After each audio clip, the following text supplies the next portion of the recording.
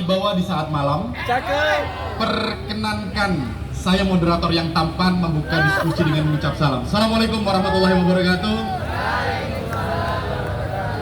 Selamat malam, salam sejahtera bagi kita semua. Salam, Om Swastiastu, Namo Buddhaya, salam kebajikan, rahayu, salam kepercayaan.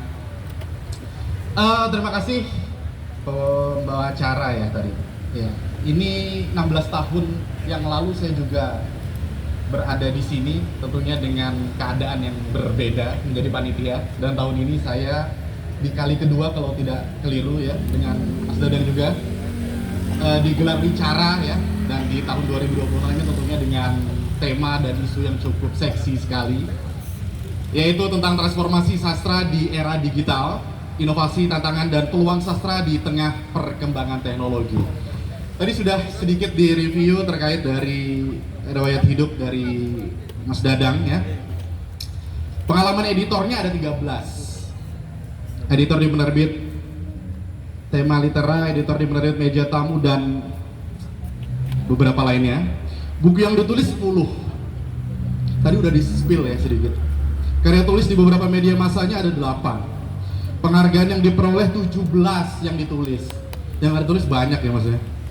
Pengalaman lain dari kepenulisannya ada 7. Saya bingung sebenarnya cara membaca untuk menjelaskan kepada teman-teman semua, tapi langsung saja mungkin agar kita bisa menilai langsung benar nggak yang ditulis dengan kompetensi yang memang ada di diri beliau. Yang tentunya kita udah nggak asing lagi ya dengan beliau, udah melalang buana di dunia penulisan sastra, dan tentunya di malam hari ini kita berkesempatan banget untuk bisa kedatangan beliau untuk membahas isu yang cukup menarik tentang inovasi, tantangan, dan peluang sastra di tengah perkembangan teknologi.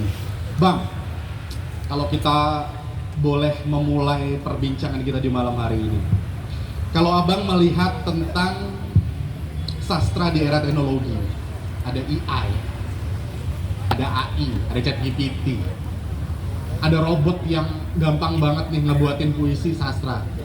Menurut kacamata abang gimana sih bang?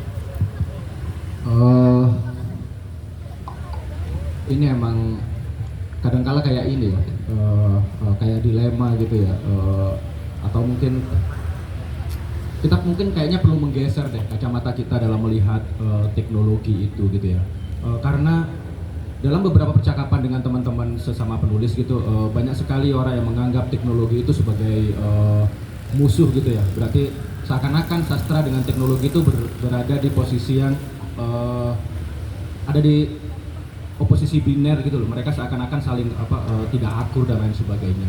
Padahal kalau kita mau melihat perkembangan kesastraan sebenarnya itu kan tidak bisa dilepaskan dari teknologi misalnya ya. Dulu jauh sebelum ada teknologi mesin cetak, sastra itu ya sastra lisan gitu ya. Apa yang disebut sastra itu ya sastra lisan, folklore, tembang, dan lain sebagainya gitu ya. Kemudian ketika ada teknologi mesin cetak, orang mulai mencetak buku. Karena itu kemudian muncul bentuk-bentuk sastra yang lebih bebas. Misalnya puisi bebas. Puisi bebas itu saya tidak bisa membayangkan akan muncul jenis sastra bernama puisi bebas kalau tidak ada mesin cetak atau novel gitu misalnya. Kenapa? Karena pada zaman tradisi lisan, pada zaman sastra lisan, karena tidak ada tulisan untuk merekam itu gitu ya, tidak ada tulisan untuk mendistribusikan itu. Yang muncul itu berpengaruh ke bentuk sastra. Misalnya, yang muncul adalah tembang-tembang yang sangat memperhatikan metrum, memperhatikan rima, memperhatikan irama. Karena itu di Jawa misalnya ada asmaradana, ada dandang gula. Itu kan ada pantun, ada syair, itu kan ketat banget ya. Kenapa dia ketat? Karena dia harus dihafal. Dan karena itu juga teman-teman saya kira, kenapa misalnya Tuhan menurunkan ayat suci itu dalam bentuk yang sangat merdu. Dia memainkan rima. Kenapa? Karena pada awalnya ayat suci itu tidak dicatat. Dia akan turun ke Nabi untuk dihafal. Kalau dia tidak ada pola seperti itu, tidak ada pola rima, tidak ada irama, tidak ada metrum, akan susah sekali dihafal. Itu juga yang menyebabkan hari ini siapa sih orang yang bisa menghafal satu cerpen utuh gitu. Tapi untuk pantun orang masih bisa hafal loh. Karena ada permainan-permainan itu. Kenapa dia lagu Hindia itu sulit dihafal teman-teman. Lagu Hindia itu sulit dihafal. Liriknya bahkan siapa namanya? Hindia itu siapa namanya? Baskara ya, siapa ya? Itu sendiri kan sering lupa ya sama liriknya dia ya. Kalau pas konser. Kenapa? Karena liriknya itu kan dia model kayak balada gitu ya, bercerita tanpa permainan bunyi. Dia memainkan cerita yang lebih penting di lirik-liriknya. Beda dengan lagu-lagu yang memperhatikan misalnya bunyi-bunyi kata gitu, itu akan lebih mudah dihafal. Karena otak manusia memang bekerjanya seperti itu gitu. Nah, kembali lagi gitu ya ke teknologi. Dia seharusnya tidak dijadikan musuh gitu ya, karena teknologi tidak terelakkan. Begitu mesin cetak muncul, kemudian orang menerbitkan puisi dan kemudian orang bisa menulis puisi bebas, karena puisi kemudian berpindah haluan atau berpindah habitat ke media bernama kertas dan lain sebagainya gitu. Di Indonesia misalnya pada masa-masa sebelum pada tahun 70-an gitu ya, atau sebelumnya gitu, sebagian besar karya sastra itu terbit di majalah. Misalnya ada majalah Horizon, ada majalah sastra dan lain sebagainya pada waktu itu. Itu berpengaruh ke bentuk cerpen gitu misalnya. Cerpen pada tahun itu cerpen yang sangat-sangat panjang. Kalau teman-teman, saya kira di sini kebanyakan anak-anak FKIP yang ngambil bahasa Indonesia gitu ya. Cerpen-cerpen Budi Dharma di kumpulan orang-orang Bloomington misalnya, kalau teman-teman baca gitu, itu cerpen-cerpen yang sangat panjang. Kenapa dia panjang? Karena dia dulu dipublikasikan di majalah Horizon. Majalah itu punya ruang yang sangat luas. Majalah itu ruangnya luas banget. Tahun 80-an peran majalah sastra ini mulai diinterupsi oleh koran, Kompas gitu misalnya ya. Karena pada waktu itu koran-koran mulai memberi ruang untuk halaman sastra tiap hari Minggu. Nah, koran dia tidak seluas majalah, ruang yang diberikan dia itu sempit banget, karena paling setengah halaman koran. Karena itu kemudian setelah tahun 80-an di Indonesia orang mengenal cerpen itu sebagai karangan pendek sepanjang 1000 sampai 1500 kata. Sebelumnya tidak. Sebelumnya jauh lebih panjang dari itu. Kriteria cerpen sebelumnya adalah bacaan yang bisa selesai sekali baca, sekali duduk. Dan itu tidak harus 1500 kata, dia bisa 2000 kata, bisa 3000 kata, dan bisa 4000 kata. Jadi itu adalah pergeseran teknologi gitu ya. Misalnya dari majalah kemudian ke koran dan lain sebagainya, yang mempengaruhi bentuk dari kesusastraan dan lain sebagainya. Ketika internet muncul kemudian orang-orang sastranya juga merespon itu sebenarnya teman-teman. Jadi pada tahun 2000-an, 2000 sekian gitu, masih awal-awal 2000-an, mulai muncul apa yang disebut dengan sastra internet gitu waktu itu, katakanlah semacam itu gitu. Ada satu buku, kemudian dicetak jadi satu buku namanya saya lupa apa gitu ya, Graffiti Gratitude atau apa gitu. Nah, buku itu pada zaman dulu itu ya, mungkin teman-teman baru lahir ya pada tahun-tahun 2000, 2001 atau 2002 itu ada sesuatu yang bernama milis di internet itu teman-teman. Milis itu waktu itu belum ada Facebook ya, belum ada Instagram dan lain sebagainya.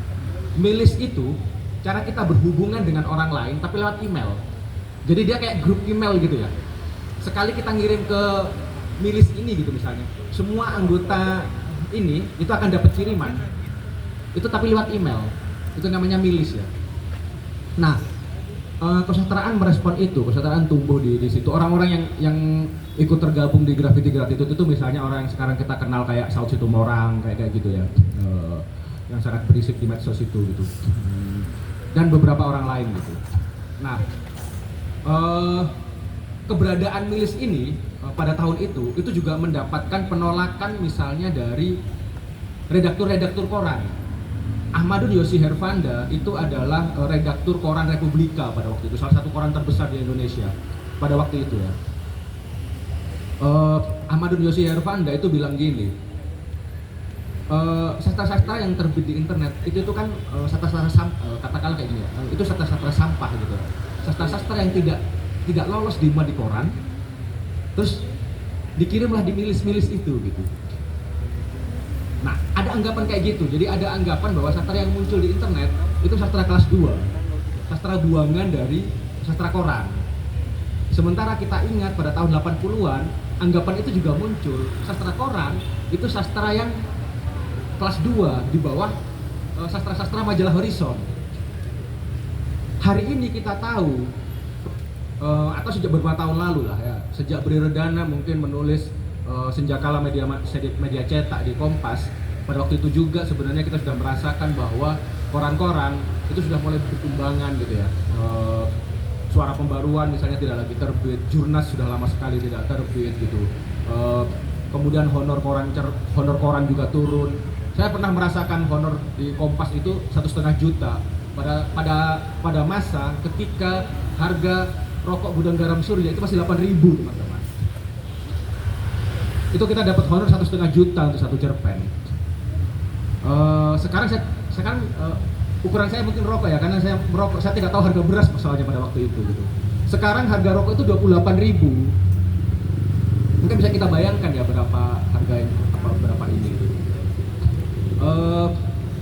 Senior saya malah lebih mengerikan lagi gitu. Pada tahun 90-an sekali kita dimuat di Kompas, teman saya sekali dimuat di Kompas, dia bisa membayar kontrakan di Jogja untuk setengah tahun. Beres urusan kontrakan setengah tahun, hanya sekali menulis di Kompas. Nah sekarang kan tidak terjadi lagi ya hal kayak gitu. Honor menurun di koran gitu, beberapa koran gulung tikar. Tapi sastra harus tetap hidup gitu. Kemana sastra hari ini pergi? Ya ke media digital, ke media sosial. Terus kemudian muncul platform-platform seperti Wattpad, apalagi ya in novel dan lain sebagainya kayak gitu loh ya. Kita tidak ngomong kualitas dulu ya, atau kita tidak ngomong soal apakah karya di sana itu bagus atau enggak gitu. Tapi kita ngomong bahwa ada perubahan zaman ya. Kalau kata Chairil Anwar kan, karena kita kan dekat-dekat Chairil Anwar gitu ya, peringatan acara ini. Sebab zaman itu kan tidak bisa dilawan ya, kata Chairil Anwar ya. Zaman itu tidak bisa dilawan. Kita menyiasati, dia tidak dilawan tapi kita siasati gitu. Bagaimana kita beradaptasi dengan zaman, bersikap lentur terhadap zaman. Di dunia digital itu yang kita hadapi sekarang. Pergeseran platform itu terjadi. Dan orang ternyata tetap bisa sastra tetap bisa hidup entah bagaimanapun bentuknya gitu. Dan sampai ke bentuk-bentuk yang tidak kita sangka-sangka.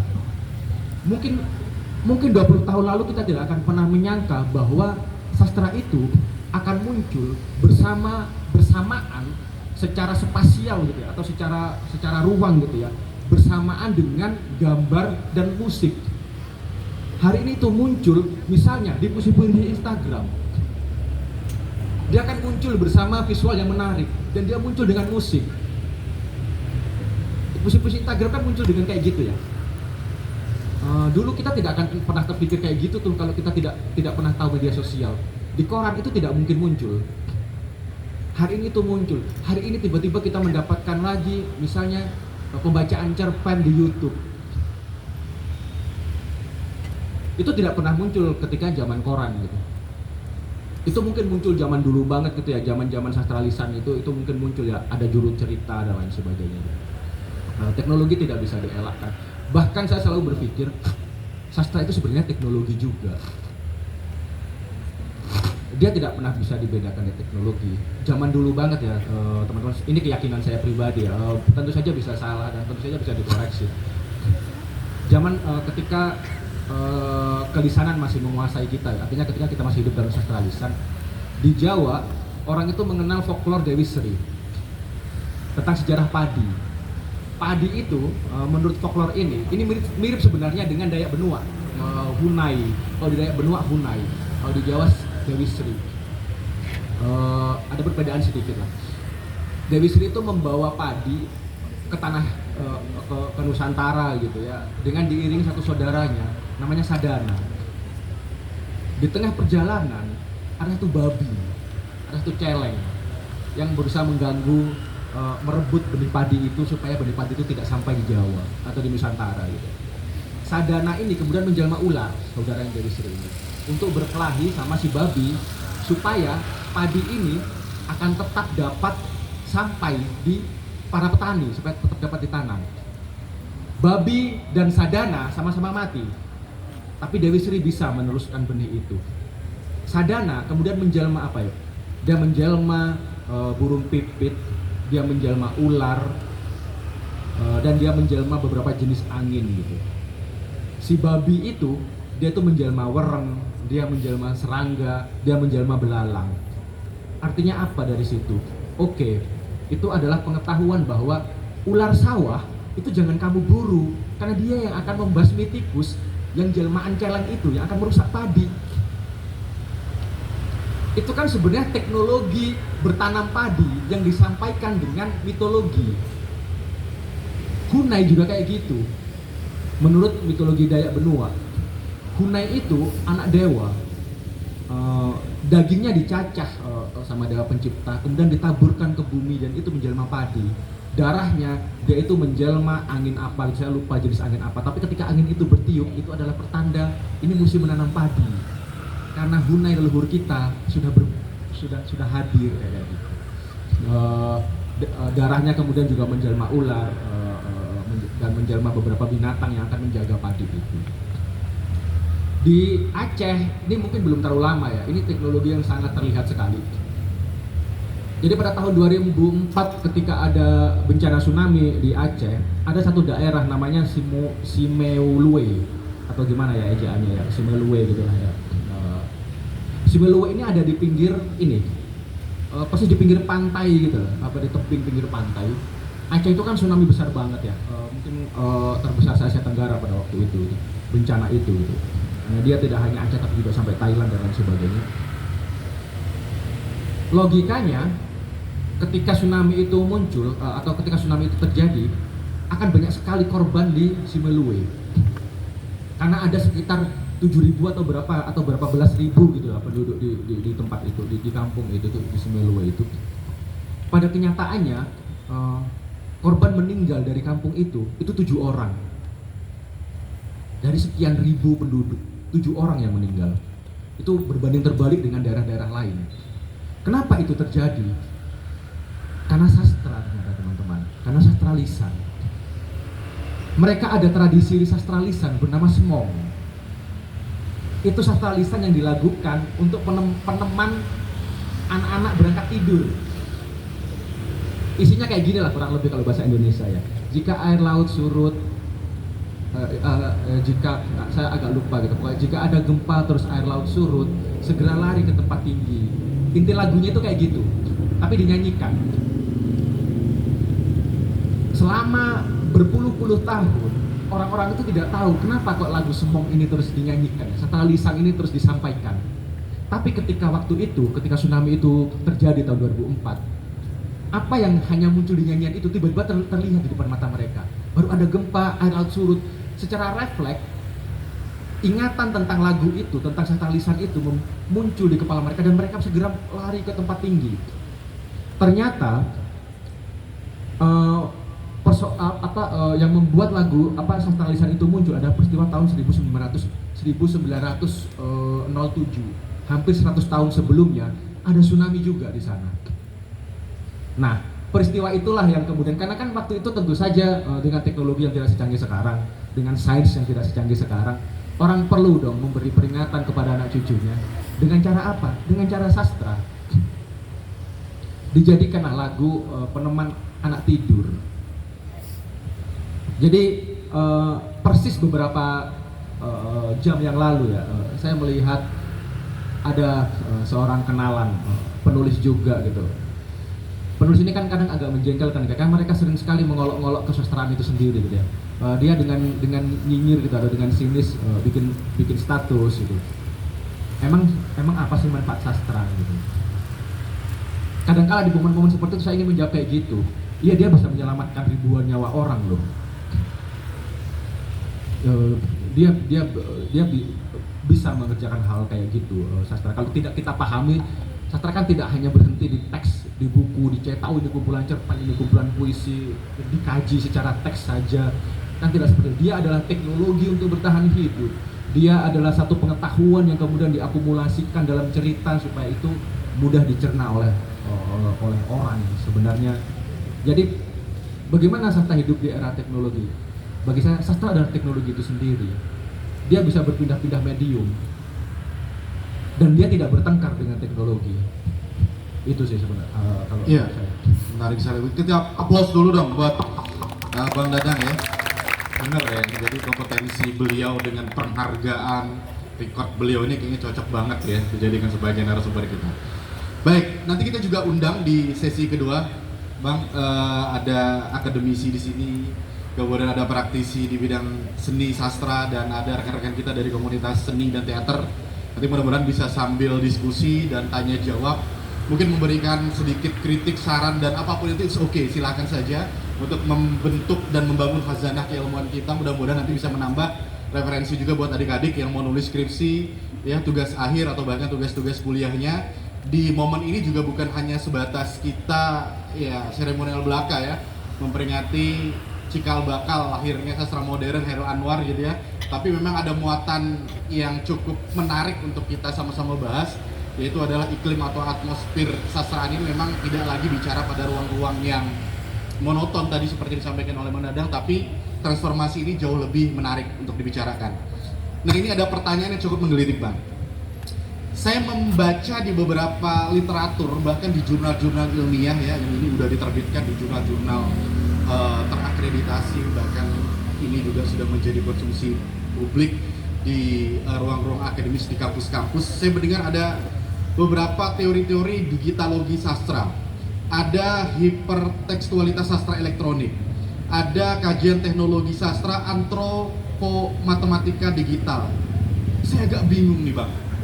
Kira-kira apakah teknologi itu semenarik itu untuk dijadikan sebagai bahan-bahan diskusi sampai ke ruang-ruang akademisi juga merespon itu sebagai suatu hal yang bisa dijadikan sebagai media ajar atau bahkan penelitian-penelitian, sehingga calon-calon guru ya, calon-calon guru di Fakultas Keguruan Ilmu Pendidikan ini juga memiliki framing atau kerangka berpikir yang juga luas nanti ketika mentransformasi pemikirannya kepada murid dan siswa-siswa di sekolah. Ini gimana, Bang, kira-kira? Iya, saya kira mungkin kalau di sini ada teman-teman akademisi akan bisa mengoreksi saya gitu ya. Beberapa tahun terakhir ini kan juga berkembang satu kajian yang secara garis besar disebut humaniora digital gitu ya. Jadi kampus FKIP ini mungkin belajar ilmu humaniora gitu ya, tapi kan sekarang juga ada lagi humaniora digital gitu ya, yang khusus tentang akan ngomong bagaimana humaniora di dunia digital. Karena bagaimanapun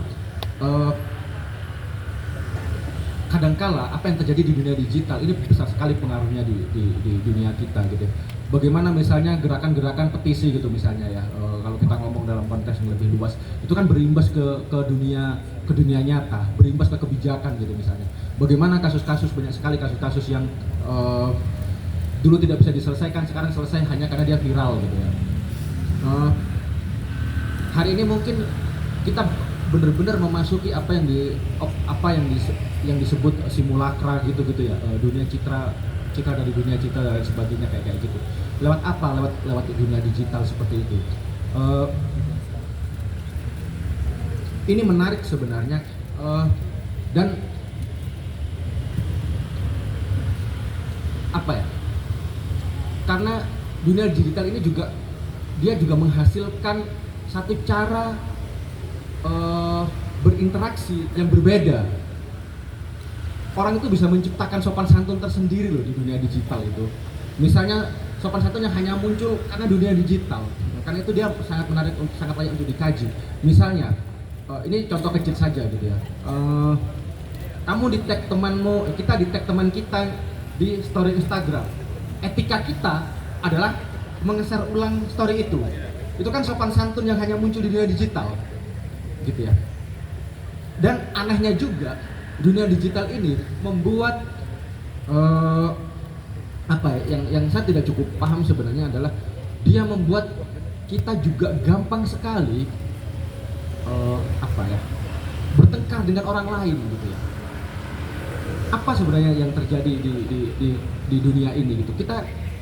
Kita bisa memaki atau menjelekkan orang lain, padahal kita tidak tahu siapa orang itu gitu. Kita tidak tahu bagaimana latar belakangnya, bagaimana ininya dan lain sebagainya, hanya karena satu postingan gitu.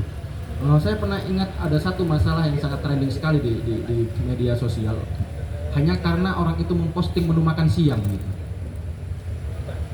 Kapan hari juga saya kira teman-teman masih ingat ada kasus yang ramai banget karena kostum yang dipakai kemudian ditertawakan gitu, pakaian yang dipakai ditertawakan gitu. Sementara kita tidak tahu bagaimana sebenarnya sih orang itu si orang yang pakai pakaian itu bagaimana kondisinya. Di kondisi-kondisi kayak gini saya kira yang menyebabkan kemudian ada gaya hidup baru sebenarnya yang orang mencoba untuk kembali melambat, orang mencoba untuk kembali ke dunia nyata gitu. Ada tren-tren tertentu di beberapa kalangan, orang mulai menolak smartphone gitu misalnya. Orang untuk kembali ke handphone Nokia yang sekarang ada istilahnya ya, dumb phone gitu ya, telepon bodoh gitu ya. Untuk mencegah mereka terlalu banyak menghabiskan waktu di media sosial gitu. Jadi media sosial kayaknya bukan lagi satu, saya tidak terlalu sepakat sekarang kalau menyebut dunia apa ya, media sosial atau dunia digital ini sebagai dunia maya gitu. Karena apa yang maya dan apa yang nyata hari ini tipis banget batasnya, atau jangan-jangan tidak ada lagi batasnya sebenarnya antara dunia maya dengan dunia nyata ini. Apa yang terjadi di internet itu berimbasnya besar banget di kehidupan nyata kita, dan begitu juga sebaliknya gitu ya. Orang saat ini orang bisa membunuh orang lain itu tidak secara fisik seperti ini, tapi dengan menghabisi dia di dunia di media sosial. Kan banyak sekali cancel culture itu kan muncul dengan cara kayak gitu ya. Cara kerjanya cancel culture itu kan kayak gitu. Ketika orang di cancel di media sosial, itu imbasnya akan ke kehidupan pribadinya dia, dan itu bisa menyebabkan orang benar-benar mati secara fisik pada akhirnya gitu. Dan karena itu kemudian ada kajian-kajian yang kemudian disebut secara garis besar humaniora digital itu, karena kayaknya memang banyak sekali hal-hal di dunia digital ini yang mempengaruhi kehidupan kita, dan dia perlu kajian tersendiri yang berbeda dengan kajian humaniora pada umumnya. Ya, baik Bang. Saya diingatkan tinggal 3 menit, kayaknya udah mau habis nih. Nanti setelah ini kita akan ada pembahasan lagi dikit sebagai pemantik. Nanti saya akan kasih bocor atau saya spill sedikit. Sebagai pertanyaan nanti dijawab di sesi kedua Bang ya. Ada bedanya nggak sih Bang? Sastrawan yang lahir dulu seperti periode-periode saat masih di Kompas, kemudian di Horizon dan lain sebagainya, lo transformasi dengan sastrawan-sastrawan yang ya mungkin konotasinya adalah bau kencur ya, yang mengandalkan digital, artinya posting di Facebook, kemudian di beberapa platform Instagram, Twitter dan sebagainya, lantas jalurnya jalur viral. Itu ada efek yang kira-kira ya beda lah mungkin gitu ya. Kalau dulu cenderung lebih gini mentalnya, terus yang sekarang lebih gini gitu ya. Nanti dijawab aja Bang. Baik, kita akan saksikan setelah pariwara berikutnya, kita rehat sejenak, akan ada penampilan dari itu. Oke, terima kasih.